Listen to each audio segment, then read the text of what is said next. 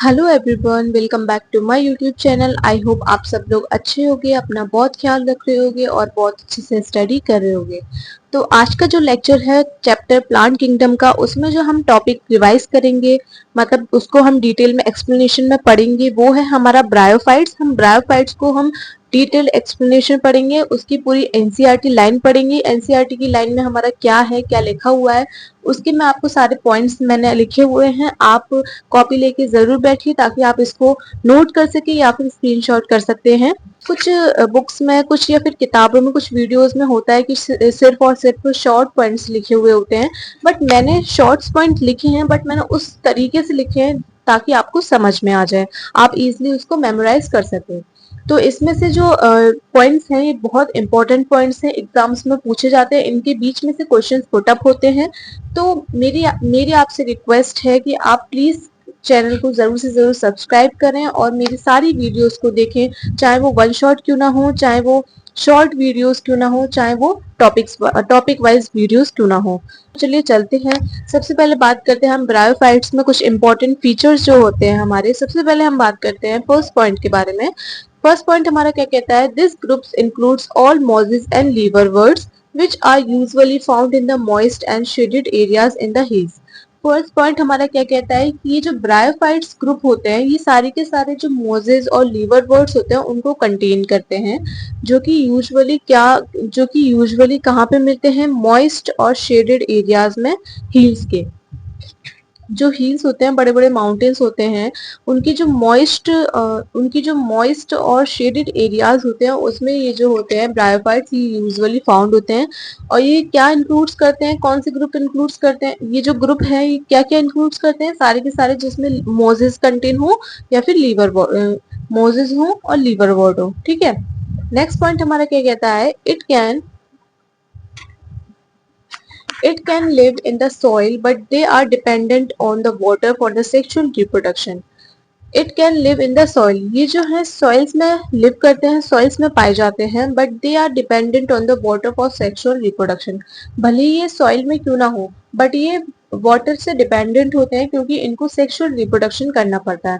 अब इनको रिप्रोडक्शन करना है तो रिप्रोडक्शन ये कहाँ से करेंगे, तो इनके पास ऑप्शंस होते हैं। ये रहते तो सॉइल में है, इनका सॉइल में ही लिविंग होता है, बट ये वाटर पे भी डिपेंडेंट होते हैं फॉर द सेक्सुअल रिप्रोडक्शन।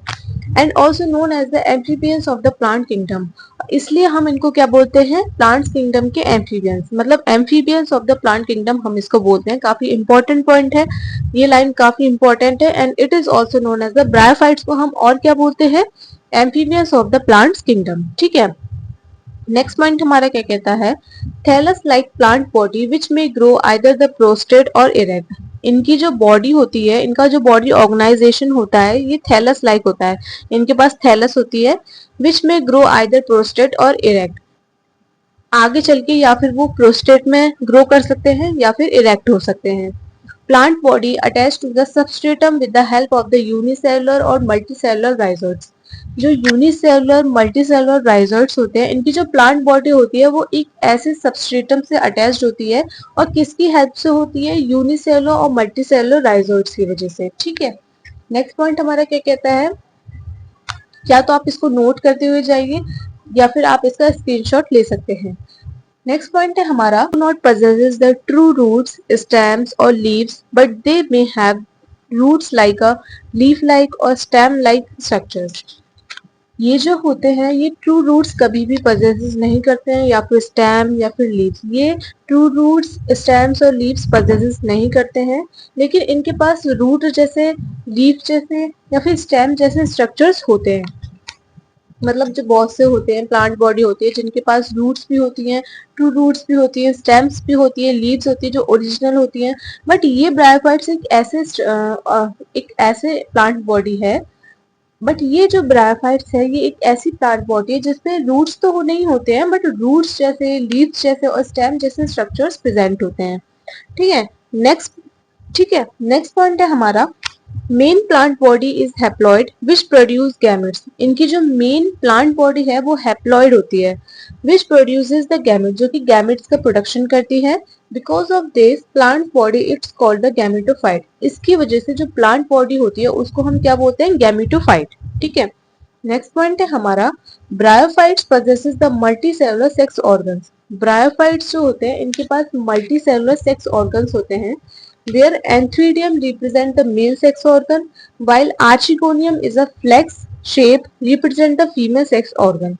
बहुत इंपॉर्टेंट पॉइंट है, एक बार जरूर देखिए आप कि जो ब्रायोफाइट्स होते हैं ये मल्टी सेलुलर सेक्स ऑर्गन को पजेसिस करते हैं। इनमें से जो एंथ्रीडियम होता है, नाम अच्छे से याद रखिएगा आप सब कि एंथ्रीडियम जो होता है वो क्या रिप्रेजेंट करता है, मेल सेक्स ऑर्गन, जबकि जो आर्चिगोनियम होता है ये हमारा female sex organ female sex organ represent करता है, जो कि कैसा होता है, फ्लैक्स शेप का होता है। ठीक है, नेक्स्ट पॉइंट देखेंगे हम। आई होप आपको ये सारे पॉइंट्स क्लियर हुए होंगे। नेक्स्ट पॉइंट है हमारा inside Antheridium biflagellate anthrazoids are developed and in Archegonium a single act is developed. अब देखिए हमने पहले वाले पॉइंट में क्या पढ़ा था कि जो एंथ्रीडियम है वो मेल सेक्स ऑर्गन है हमारा ब्रायोफाइट्स में, और जो आर्चिगोनियम है वो हमारा फीमेल सेक्स ऑर्गन है जो कि फ्लैक्स शेप्ड का है। ठीक है, अब हम देखेंगे कि एंथ्रीडियम के अंदर क्या होता है। एंथ्रीडियम जो होता है उसके अंदर हमारा बाइफ्लैजिलेट एंथ्रीजॉइड्स होते हैं, मतलब दो फ्लैजिलेट होते हैं एंथ्रीजॉइड्स के, ठीक है, वो की डेवलप्ड होते हैं। और आर्चिगोनियम में single egg is developed. Archegonium में जो सिंगल एग होता है वो हमारा डेवलप्ड होता है। Mature antherozoids are released from the antheridium and with the help of the water they reach to the archegonium. जो एंथ्रीजॉइड्स जो होते हैं, जो डेवलप्ड होते हैं एंथ्रीडियम में, मैच्योर हो जाते हैं। मैच्योर होने के बाद वो एंथ्रीडियम से रिलीज हो जाते हैं। अब वो रिलीज हो गए तो वो आर्चिगोनियम के पास जो फीमेल सेक्स ऑर्गन है उसके पास कैसे पहुंचेंगे, with the help of the water. Water की हेल्प से वो आर्चिगोनियम तक पहुंच जाएंगे। तो आपको ये फर्स्ट पॉइंट क्लियर हो गया। नेक्स्ट पॉइंट है हमारा इन आर्चिगोनियम। अब जैसे कि जो मैच्योर एंथ्रीजॉइड्स था वो हमारा वाटर की हेल्प से वो हमारा आर्चिगोनियम तक पहुंच गया। अब उसमें फर्टिलाइजेशन होगा, तो अब कैसे होगा, अब आप देखिए आर्चिगोनियम में क्या होता है, antherozoids fuse with the egg to produce the zygote. जो आर्चिगोनियम में क्या था हमारा, आर्चिगोनियम में सिंगल एग इज डेवलप्ड, एक सिंगल एग हमारा डेवलप्ड होता है। तो जो मैच्योर एंथ्रीजॉइड्स थे वो हमारा सिंगल एग से फ्यूज हो जाएंगे, रिप्रोडक्शन होगा, मेटिंग होगी, उसके बाद हमारा क्या प्रोड्यूस हो जाएगा, जाइगोट। ठीक है, आफ्टर फर्टिलाइजेशन के बाद जाइगोट अंडरगोज अ रेस्टिंग पीरियड। जो जाइगोट बनता है हमारा वो रेस्टिंग पीरियड में जाता है।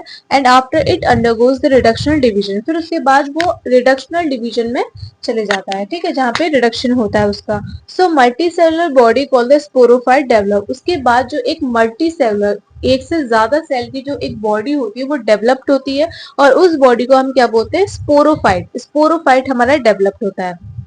समझ आ गई आपको। And sporophyte is attach to the photosynthetic gametophyte. तो जो स्पोरोफाइट है वो हमारा एक फोटोसिंथेटिक गैमेटोफाइट से अटैच्ड हो जाता है।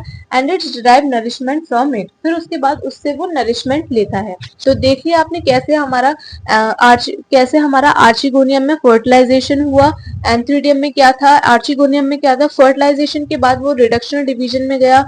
रिडक्शन के बाद उसमें एक मल्टीसेलुलर बॉडी डेवलप हुई which is called the sporophyte. फिर जो स्पोरोफाइट था अब उसको डेवलप होने के लिए, ग्रो करने के लिए नरिशमेंट तो चाहिए, तो वो एक फोटोसिंथेटिक गैमेटोफाइट से अटैच्ड हो जाता है। ठीक है, नेक्स्ट पॉइंट देखते हैं हम।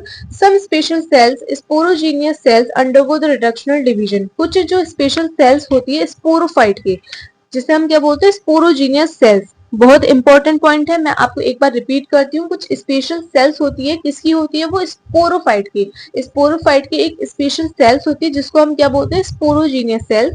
अंडरगो द रिडक्शनल डिवीजन, वो रिडक्शनल डिवीजन में जाती है। रिडक्शनल डिवीजन का मतलब होता है मियोसिस। मियोसिस में जाती है to produce the haploid spores, जो कि हमारा हैप्लॉइड स्पोर्स को प्रोड्यूस करती है।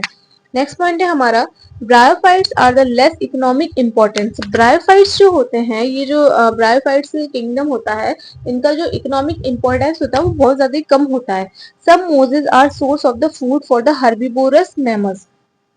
कुछ इनमें जो मोजेस है ब्रायोफाइट्स में, हम क्या सबसे फर्स्ट पॉइंट में हमने पढ़ा था कि ब्रायोफाइट्स में क्या इंक्लूड होते हैं, सारे के सारे मोजेस आते हैं और लीवरवर्ट्स आते हैं। तो इसमें हम मोजेस के बारे में बात कर रहे हैं कि मोजेस जो होते हैं वो किसके फूड के लिए सोर्स होते हैं, वो हमारे हर्बीवोरियस मैमल्स के लिए। ठीक है, किसके लिए होते हैं, वो हर्बिशियस मैमल्स के लिए, बर्ड्स के लिए होते हैं और अदर एनिमल्स के लिए होते हैं। ठीक है, मोज, एक मोज है हमारा जिसे हम क्या बोलते हैं, स्फिग्नम। स्फिग्नम जो है सबसे लेटेस्ट एग्जांपल है हमारा, प्रोवाइड्स द पीट। ये पीट प्रोवाइड करता है that were used as a fuel, जो कि फ्यूल में यूज होता है, and as packing material for transshipment of living material. Living material के ट्रांसशिपमेंट में पैकेजिंग मटेरियल का काम करता है।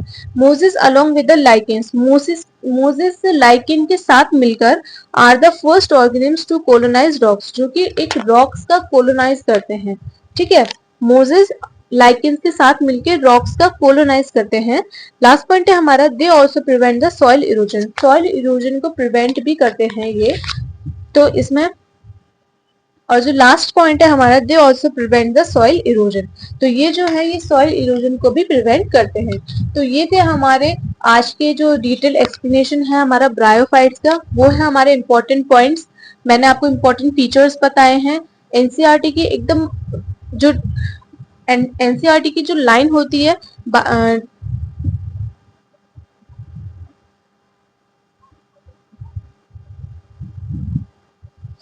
एनसीईआरटी की जो लाइन है वो मैंने आपको इधर बताई है, भले ही वो शॉर्ट तरीके से है, लेकिन मैंने इस तरीके से लिखा है ताकि आपको समझ में आ जाए और इजी मेमोराइज हो जाए। जो बच्चे नीट 2025 की तैयारी कर रहे हैं, जो जिनका एग्जाम्स है हमारा, जिनका एग्जाम है 4 मई को, तो वो जिनको ब्रायोफाइट नहीं आ पाता है, वो समझ नहीं पाते हैं, तो आप इस पॉइंट्स को लिख सकते हैं और आप उसको एग्जाम में जो आपसे क्वेश्चन पूछे जाए आप उसमें इसमें से पुट अप कर सकते हैं।